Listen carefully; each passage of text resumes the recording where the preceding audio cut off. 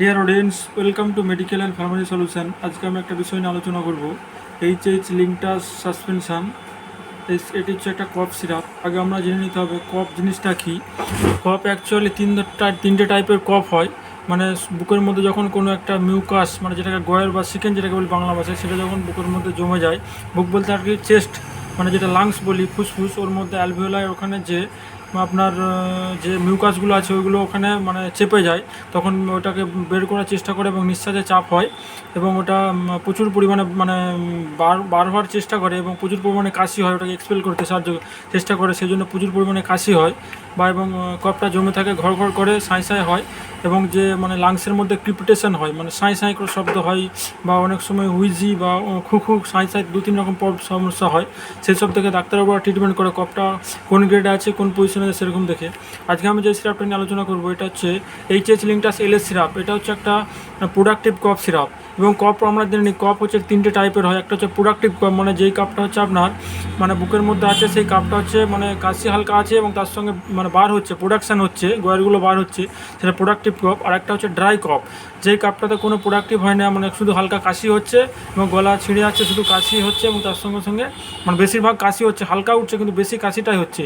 আর একটা অ্যালার্জিক কফ হয়, যেটাতে কোনো মানে প্রোডাকশান কোনো হয় না, শুধু শুকনো কাশি, মানে এত কাশি হচ্ছে গলা ছিঁড়ে যাওয়ার সেটা হচ্ছে অ্যালার্জিক কফ। এবার আমরা যেটা নিয়ে আলোচনা করবো প্রোডাক্টিভ কফ, এটার নাম হচ্ছে সিরাপটার নাম হচ্ছে লিংটাস এলএস সাসপেনশন।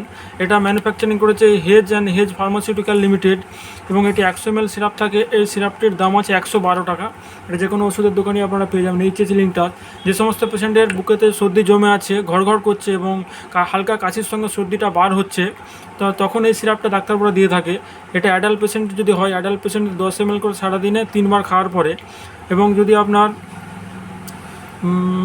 মোটামুটি বয়স যদি 10 বছর হয় তাহলে মোটামুটি 7.5 ml করে 2 বার বা 3 বার, এবং 5 বছরের বয়সের বাচ্চাকেও দেওয়া যাবে। যদি বয়স আপনার 5 বছর হয় তাহলে আপনার মোটামুটি ওটা ওই 4 থেকে 4.5 ml মধ্যে সারাদিনে 2 থেকে 3 বার এটা ব্যবহার করতে হবে। এবং 5 বছরের নিচে যদি আপনারা এই সিরাপটা ব্যবহার করতে চান লিংটাস, তাহলে আপনাকে অবশ্যই একটা পেডিয়াট্রিক, মানে যেটা চাইল্ড স্পেশালিস্ট বলে যেটাকে, বা হচ্ছে শিশুরোগ বিশেষজ্ঞকে আপনার পরামর্শ নিয়ে ব্যবহার করতে হবে। এবং আমরা জেনে নিই এর মধ্যে কম্বিনেশন আমার উপাদান আছে, লিবোসালবিউটামল আছে, লিবোসালবিউটামল সালফেট, অ্যামব্রাক্সল হাইড্রোক্লোরাইড অ্যান্ড গুয়েফেনসিন। এবার এগুলোর কাজটা আমি জেনে নিই। লিবোসালবিউটামল এবং অ্যামব্রাক্সল, এটা হচ্ছে কাজটা হচ্ছে, এটা অ্যাকচুয়ালি ব্রঙ্কোডাইলেটর, অর্থাৎ আমি যেটা বললাম যে ফুসফুসের যে অ্যালভিওলাই আছে ওখানে আপনার ব্রঙ্কিওল, ওখানে আপনার যে মিউকাসটা বা গয়েরগুলো ওখানে যে জমছে ফুসফুসের ভিতরে, এবং সেইখান থেকে জমে যখন নিঃশ্বাসে চাপ হচ্ছে এবং নিঃশ্বাস নিতে অসুবিধা হচ্ছে এবং ঘর করছে, সর্দিটা চেপে যাচ্ছে এবং সেই জায়গাটাকে এক্সপেল করবে, মানে সেইখানটা হচ্ছে আপনার মানে ওষুধটা যখন খেলাম সেই যে জায়গাগুলোকে হচ্ছে ফ্রি করবে, মানে স্ফীত করবে, বাড়ি দেবে এবং গয়েরটাকে বার করে দেবে, এক্সপেল করে দেবে। সেটাই অ্যাকচুয়ালি এটার কাজ।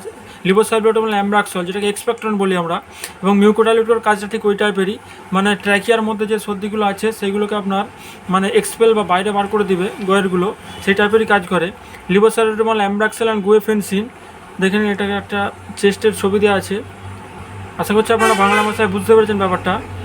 এবং এটা হচ্ছে প্রোডাক্টিভ কপের জন্য, যাদের হচ্ছে ভিতরে ঘর করছে তারা এটা ব্যবহার করুন, খুব ভালো রেজাল্ট পাবেন। এবং এটা হচ্ছে শিডিউল এইচ প্রেসক্রিপশন ব্যাগ, অর্থাৎ এটা ব্যবহার করার আগে অবশ্যই ডাক্তারের পরামর্শ নিয়ে আপনারা ব্যবহার করবেন, কারণ হয়তো আপনার যে ডোজ আছে, ডোজের থেকে আপনি হয়তো ওষুধটা বেশি ব্যবহার করলেন বা বেশি ডোজ নিয়ে নিলেন, তখন হয়তো হালকা আপনাদের হেডেক হতে পারে বা গা বমি ভাব, মাথা ঘোরা, এই ধরনের প্রবলেমগুলো আসতে পারে। সেজন্য অবশ্যই একটি ডাক্তারের পরামর্শ নিয়ে ব্যবহার করাটাই বেটার হবে। ভিডিওটি শেষ পর্যন্ত দেখার জন্য অসংখ্য ধন্যবাদ। দেখা হবে পরের কোনো ভিডিওতে। কোনো প্রবলেম হলে আমরা কমেন্ট বক্সে কমেন্ট করুন। ধন্যবাদ। ভালো থাকবেন, সুস্থ থাকবেন। জয় হিন্দ।